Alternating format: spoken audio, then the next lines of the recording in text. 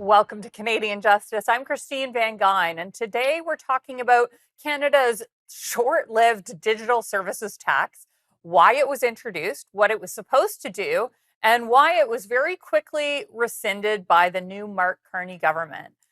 Canada's digital services tax was introduced in 2024 as part of Bill C-59. It was supposed to impose a 3% tax on the Canadian revenues of large digital companies, such as streaming platforms, online marketplaces, and social media firms.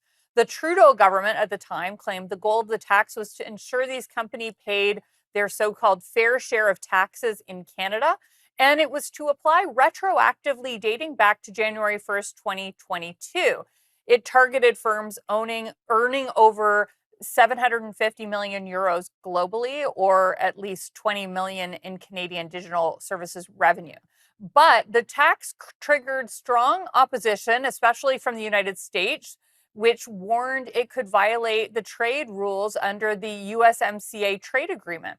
President Trump threatened retaliatory tariffs, and in June, the Canadian government rescinded the tax, saying the move was needed to advance broader trade goals, effectively ending that short-lived and controversial measure. Here today to discuss the tax, its quick end, and what to expect next are two experts on tax policy, Franco Terrazzano from the Canadian Taxpayers Federation and Jay Goldberg from the Consumer Choice Center. Thank you both for joining me today.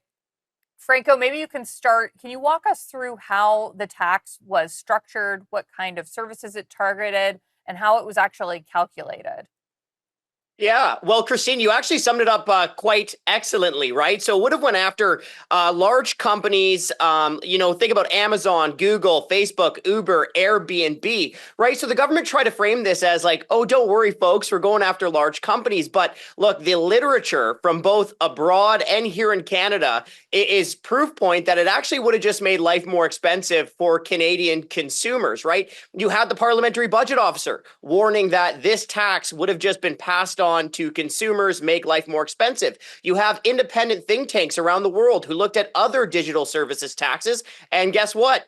Made life more expensive in those countries. So, let me just say before going on, it's very good news that the government dropped this digital services tax. Okay, it's good news. It would have made life more expensive. It would have cost taxpayers billions of dollars. And of course, it escalated trade tensions with the United States. And Christine, as you know very well, it wasn't just the Trump administration that was pushing back against Canada's digital service tax. So too did the Biden administration. So, with this tax, Trudeau did two terrible things at once: make life more expensive and escalate trade tensions abroad. Franco, just very briefly, you mentioned that there are other places that have a tax like this. What examples can you give us? Well, let's look at the think tank, the Tax Foundation. Okay, so they did an economic impact assessment of France's digital services tax, and here's what they found. They found that about 55% of the tax was paid for by consumers. Okay, more than half of the tax passed on directly to consumers. 40% of that tax was passed on to online vendors. So think about the businesses selling you those products, many small businesses. Only 5% of France's digital services tax was actually borne by those large companies who were the target of that tax. So look, the literature is clear, both abroad and at home. Digital services taxes make life more expensive. Now, Jay, what justification did the Trudeau government give for introducing this tax, and how did they defend the fact that it was going to apply retroactively? So what the Trudeau government essentially said is that they were looking for a global deal to tax corporations globally. And there was negotiations going on within the OECD to try to come to a global agreement on taxing companies around the world and having shares of that tax being remitted to various countries. So the Trudeau government essentially, when it alone, was one of the very, very few countries that said, we're going to go ahead and impose a tax, even though negotiations are ongoing.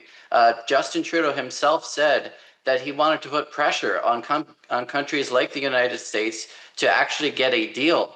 But the reality is the Trudeau government went out alone. The vast majority of the countries, over 100 countries, agreed with the United States to hold off until negotiations actually were completed. And so the Trudeau government went forward on this. imposed it, and then defended the fact that they were doing it retroactively by saying that, well, negotiations for the global trade agreement or for the global agreement on taxation were going back to 2022. So we're just going to go back there. We've got to go to break now, but we'll be right back.